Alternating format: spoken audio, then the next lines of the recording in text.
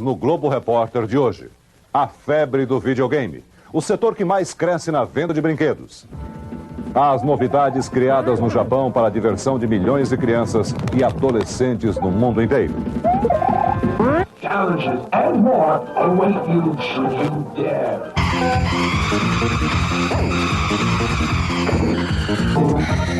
Os adultos que jogam no computador. Os jogos que simulam a realidade. O simulador de voo que ensina os pilotos a voar. Opa. Essa foi por pouco, não foi, Celso?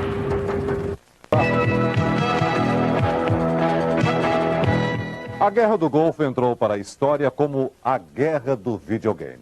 As imagens da guerra eletrônica são idênticas às que enchem as telas dos jogos de milhões de crianças e adolescentes no mundo inteiro. O brinquedo favorito da geração dos anos 90 explodiu este mês nas grandes cidades brasileiras em feiras e torneios, novas lojas e locadoras de jogos. Este ano, as vendas de videogame no Brasil vão chegar a 100 milhões de dólares, 34 bilhões de cruzeiros. A repórter Neide Duarte entrou nesse mundo onde não se sabe ao certo onde termina a realidade e começa a ficção. Esses meninos que usam os mesmos acessórios e que mastigam, mas não engolem, sabem o que querem. Procuram caixinhas de aventuras e sonham com um controle na mão e um vídeo na cabeça. Quando as crianças tiram a televisão do ar e ligam aquele aparelhinho, elas entram num outro mundo. Vamos junto com elas lá para dentro. Esse é o lugar preferido por 9 entre 10 crianças. Aqui elas passam a maior parte do tempo, quando a mãe não proíbe. Nesse mundo, vive um sujeito bigodudo, barrigudinho, que anda sempre enfesado, quebrando tudo. É o Super Mario, um bombeiro italiano. Bombeiro dos bons. Sabe entrar pelo cano e sair vivo. Ele tem uma vantagem sobre os outros baixinhos. Quando come um cogumelo, cresce. Para ganhar a vida, tem que comer dinheiro. Cada 100 moedas, uma vida extra. Quando Mario encontra seus inimigos, fica mais enfesado. Resolve tudo no tapa. Seu Mário, para um pouco. Seu Mário, tem uma coisa que todas as crianças querem saber. O que é que a gente sente quando morre? Ah, você quer saber? Então toma. Briga na tela, encrenca na sala. Essas duas. Essas duas estão daqui. Não, Mário. Cala a boca, eu vou chamar a mamãe, quer ver? Quem é que vai decidir? Eu. Você? É. É ele que decide? Não. Quem é que decide? A minha mãe, né? Ah, os meninos. Meninas não são assim. Olha só essas duas.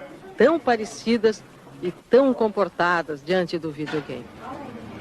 Como é que vocês decidem quem joga primeiro? A briga. Mas como é que é essa briga? Bater. Bater? Igual acontece nos videogames? Vocês brigam ou não? Não. Briga de mulher é diferente. Como que é? A gente puxa o cabelo, tranca no banheiro. Uma tranca a outra no banheiro e quem tá fora vai jogar. É.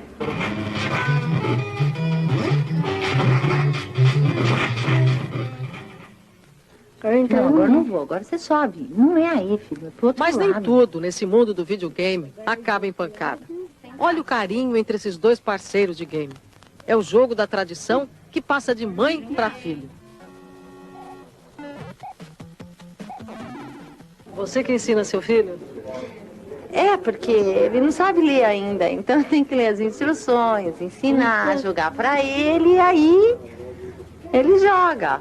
Com isso você ficou bamba. Bamba não, né? Mas já sei me virar no videogame. Atrás dessa musiquinha, uma família inteira procura a melhor saída para o gato, herói na tela. Fora da tela, o gato Tom parece ser o único da casa que não se interessa pelo videogame. Uma vez cada um. Vai, cai lá embaixo, vai pra lá.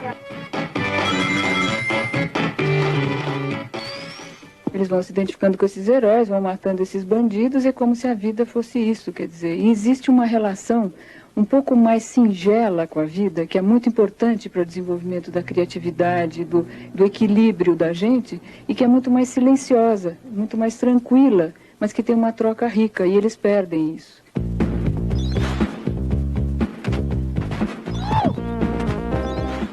A solidão faz parte do jogo. É meio caminho entre concentração e obsessão.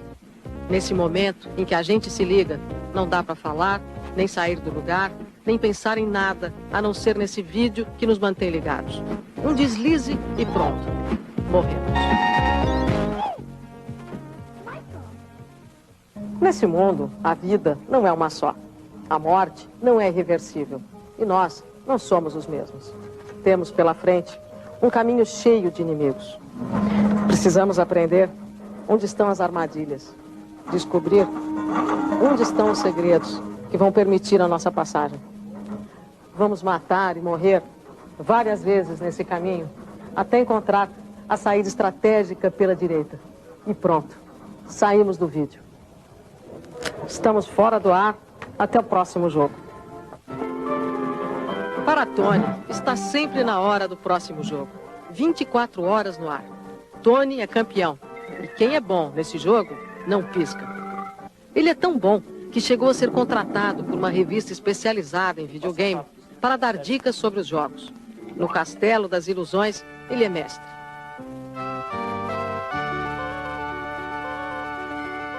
Se eu passar da segunda ponte, né, aí demora muito. Então eu sou obrigado a me matar, né, e voltar pela ponte para ir mais rápido e por um caminho mais fácil.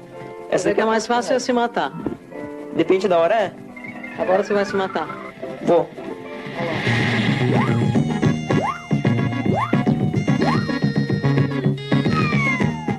Ah, pronto, morreu. Agora eu vou pelo caminho certo. A melhor saída, nesse momento, é a garrafa de leite. Mas lá dentro, ele também não está seguro. O leite, como tudo nesse castelo, é pura ilusão. Esse monstro é o pior inimigo dessa fase. É, da fase dos doces, né? Pra matar ele, eu fico no meio da tela, como eu tô fazendo agora, pulando na cabeça dele quando ele me atacar.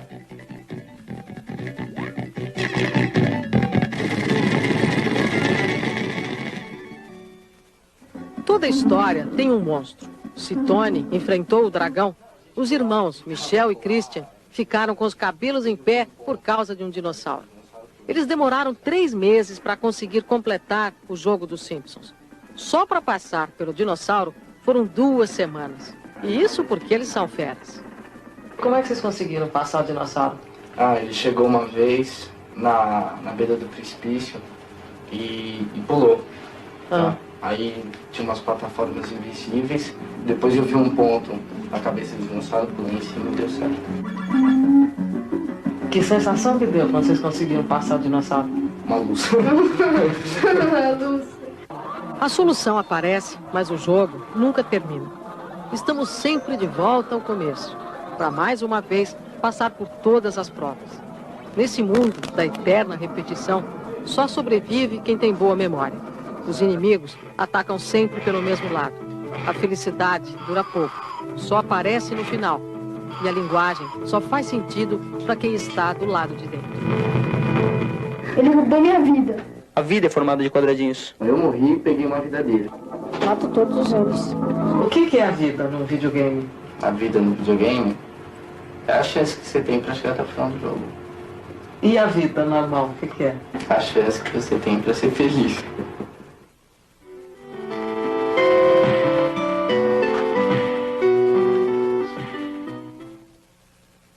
Assim.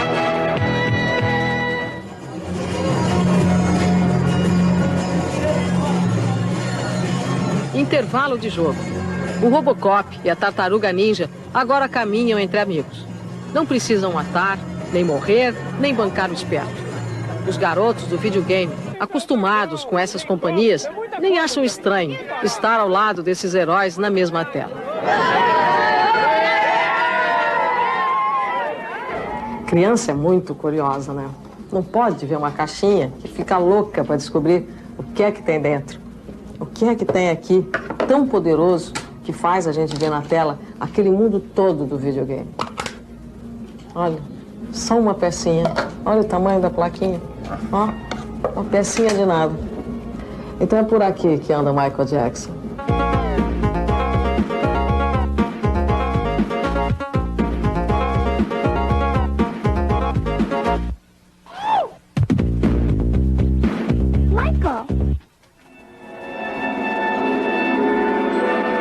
Michael Jackson, na verdade, dança por aqui, nesse mundo que é uma plaquinha de circuito eletrônico e que, no entanto, cabe na nossa mão. Essa viagem foi mostrada no filme Tron, uma fantasia dos estúdios Disney que conta a história de um programador de jogos que entra nos circuitos eletrônicos de um computador para participar de um jogo de videogame. Dentro da plaquinha eletrônica, o que existe é isto: infinitos caminhos por onde correm centelhas de energia à velocidade da luz, criando formas fantásticas.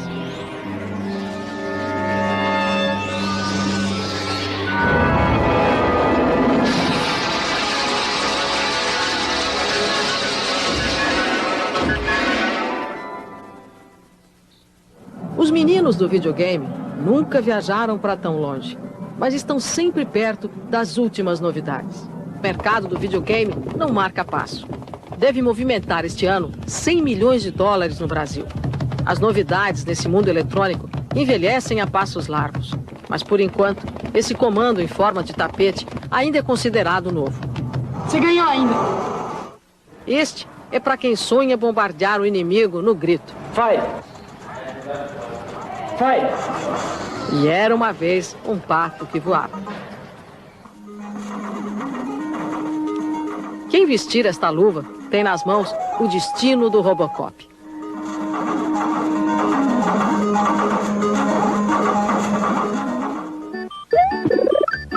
Mas novidade mesmo é esta história, o mundo de Super Mario. Os garotos do Brasil e dos Estados Unidos esperam ansiosamente por ele. Por enquanto, foi lançado só no Japão. As imagens são tridimensionais e o grande vilão da história é esse monstro aí, o Rei Koopa.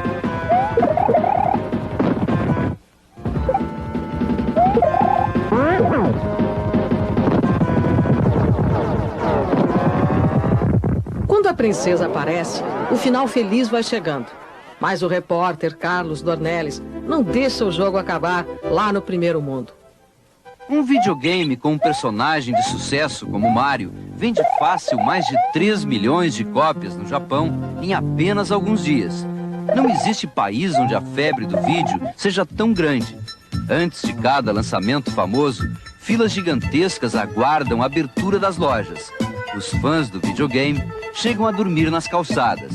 Alguns jogos mais conhecidos vendem mais de 1 milhão de cartuchos já no primeiro dia de lançamento. Mais do que um lazer, o videogame vai se incorporando definitivamente ao dia a dia dos japoneses.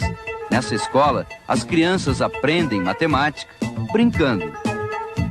Essa outra escola é um pouco mais sofisticada. Aqui os alunos aprendem como criar novos videogames.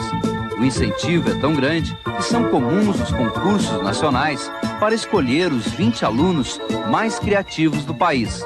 São eles que vão inventar os novos jogos que costumam se espalhar mundo afora. E têm a responsabilidade de multiplicar novidades. Muitas delas ainda sequer saíram do Japão. Como esse vídeo acoplado a um telefone. Você pode jogar com um amigo distante ou mesmo com um vizinho, sem que ninguém precise sair de casa. Ou ainda essa bicicleta ergométrica. O jogador atleta se diverte, faz exercício e no final ainda tem na tela o resultado do mini check-up que fez enquanto jogava. Os videogames que invadem hoje os Estados Unidos não encontram muita resistência e é uma invasão japonesa em larga escala. São eles que dominam quase 90% do mercado norte-americano de videogames.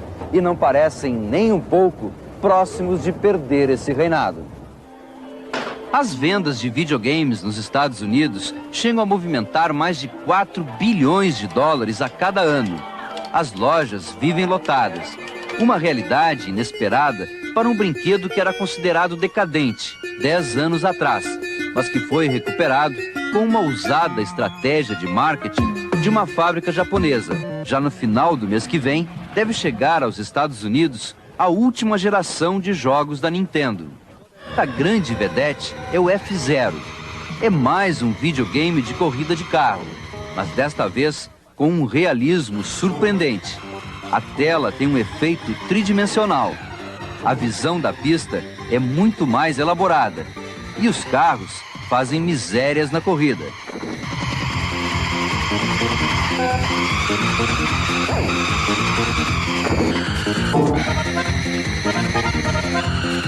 E mesmo quando o piloto falha, o visual continua sendo uma atração. O F-Zero está hoje na vanguarda dos videogames e é o melhor exemplo da revolução que ocorre nessa área. Ninguém tem dúvida que, por mais avançado que seja, logo logo vai ser superado por alguma nova surpresa que ainda vem do Japão. Mas a grande revolução deste ano chama-se a Viagem no Tempo. O jogo, ainda em fase experimental nos Estados Unidos, surpreendeu o mercado de videogames. Mais do que apenas uma imagem tridimensional, ele até parece que tem miniaturas de seres humanos dentro da máquina. É um sistema que usa um disco laser e uma projeção especial à base de hologramas. Todos os personagens do jogo são representações de atores que realmente passaram por essas aventuras.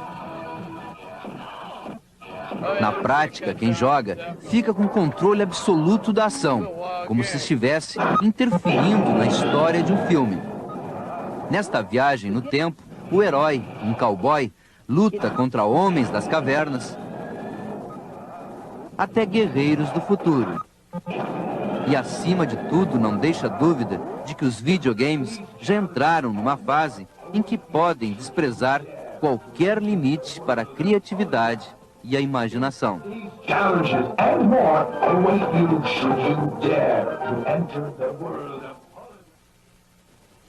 A seguir, a simulação da realidade da...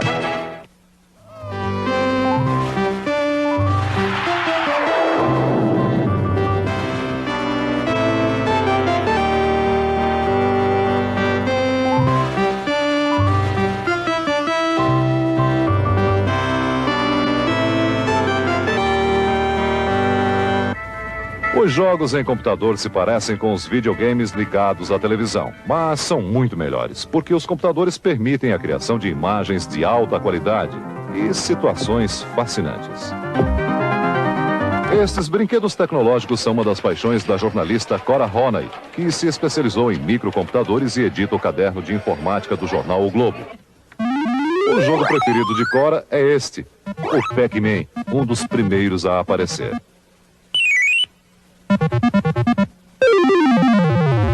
Cora, os jogos no computador são programas antigos ou é uma coisa recente? Eles são muito antigos. Eu acho que desde que o homem inventou o computador, ele descobriu que havia um potencial de brincadeira, de jogo. Esse que você está vendo aqui é arqueológico, quase. Ele é de 82. É uma cópia de 82 de um jogo ainda anterior, feito no fim dos anos 70. Foi no início dos anos 80 que esses 4 rapazes começaram a se interessar pelos computadores. Hoje eles são engenheiros e técnicos em eletrônica e trabalham juntos numa empresa de manutenção de micros.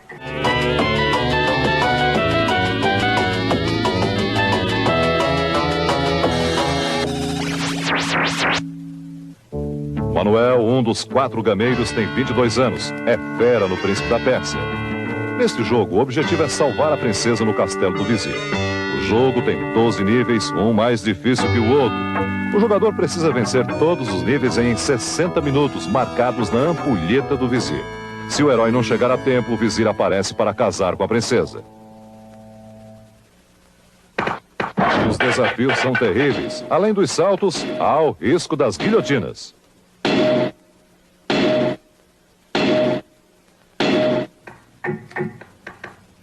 príncipe tem que lutar com os guardas do castelo.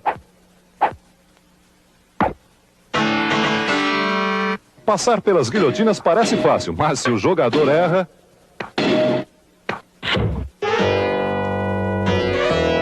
O jeito é recomeçar e encarar de novo todos os obstáculos para, no fim, conquistar a princesa.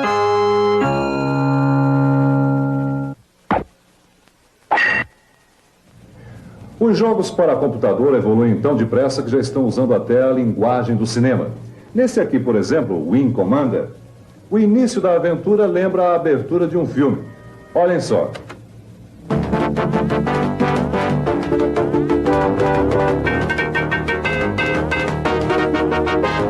Ao contrário do vídeo comum, o jogo em computador permite ao jogador funcionar ao mesmo tempo como personagem e diretor do filme, mudando a ação, o desenrolar da história. A história do Wing Commander, o comandante voador, começa sempre neste dormitório do porta-aviões espacial. A estação é velha, tem goteiras e as lâmpadas do teto à esquerda piscam sem parar. A ação se passa no ano 2654. Antes de cada missão, o comandante orienta os pilotos. Angel, uma das mulheres do grupo, é escalada para o combate, junto com o capitão. Quando eles decolam, o capitão no comando da nave e o jogador pilotando o teclado do micro são a mesma pessoa.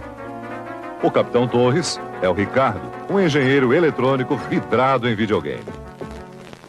Angel e o capitão Ricardo Torres voam correndo para a estrela Gimli. Quando eles encontram os Kill Raids inimigos, começa o tiroteio.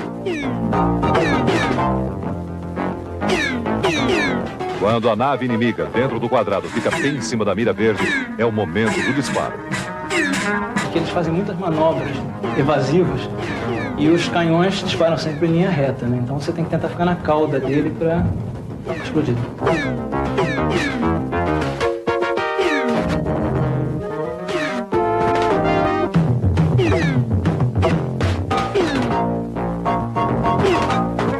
O capitão tem mísseis teleguiados. O monitor à esquerda mostra o lançamento e a câmera instalada na ogiva registra a trajetória até o alvo. Sem mais Kill Raids à vista, Angel e Torres voltam para a estação espacial. O míssil com câmera é um dos efeitos mais impressionantes do Wing Commander, campeão de vendas entre os jogos de computador em todo o mundo. Mísseis com câmera não são ficção científica, não. Foram usados na Guerra do Golfo, onde os aliados lançaram bombas inteligentes como estas para destruir armas e edificações do Iraque. Comparando as imagens do conflito real com as reproduções feitas em computador, entende-se por que a guerra contra o Iraque foi chamada de Guerra Videogame. A semelhança entre realidade e ficção é assustadora quando se compara a imagem deste ataque real feito por um F-15 com um bombardeio simulado no computador no cenário do Golfo Pérsico. A riqueza de detalhes fascina os aficionados dos jogos de guerra, os apaixonados pelo hobby da simulação.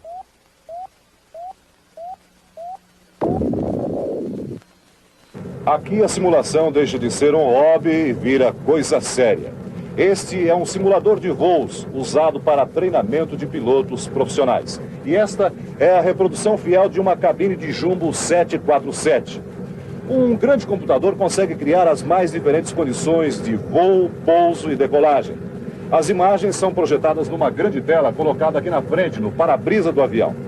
Nesse momento, é noite e o comandante Scherer vai decolar do Aeroporto Internacional do Rio de Janeiro. Pronto, então. A sensação de realidade é impressionante. Os comandos acionados pelo piloto, a pista rolando, o ruído dentro da cabine.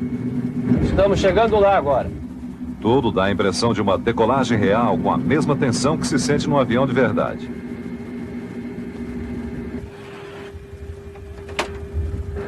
Bem à nossa frente, nós temos a ponte Rio-Niterói.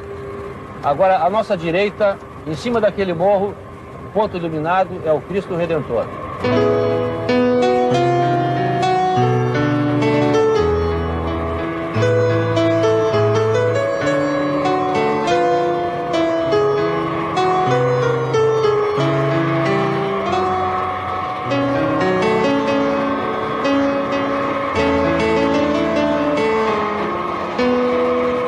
Recebemos a informação do controle de aproximação de que estamos em rota de colisão com uma aeronave voando em sentido contrário.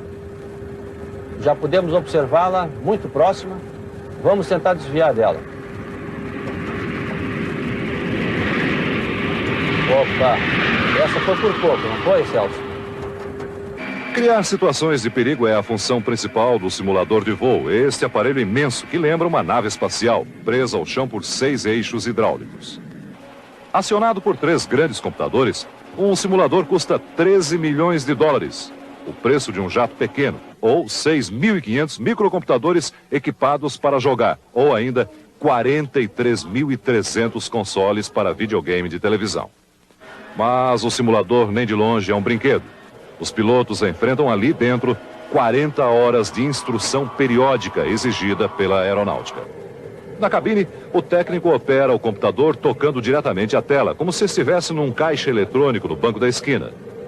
E o computador vai apresentando condições de voo tão delicadas quanto a do aeroporto de Zurique, na Suíça, coberto de neve. É ali que nós vamos aterrissar agora. A pista vai se aproximando, vai crescendo e dá até aquela apreensão que se tem quando o avião toca o solo. Já vamos nos aproximar em pouco tempo no ponto de desembarque do aeroporto de Zurique, Celso. Que tal a viagem? Olha, para mim, comandante, foi ótima. Agora vamos desembarcar e saber o que os nossos passageiros, o que o público achou desta viagem.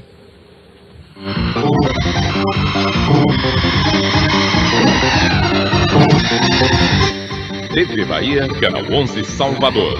Assista agora O Sorriso do Lagarto. E logo depois, Jornal da Globo.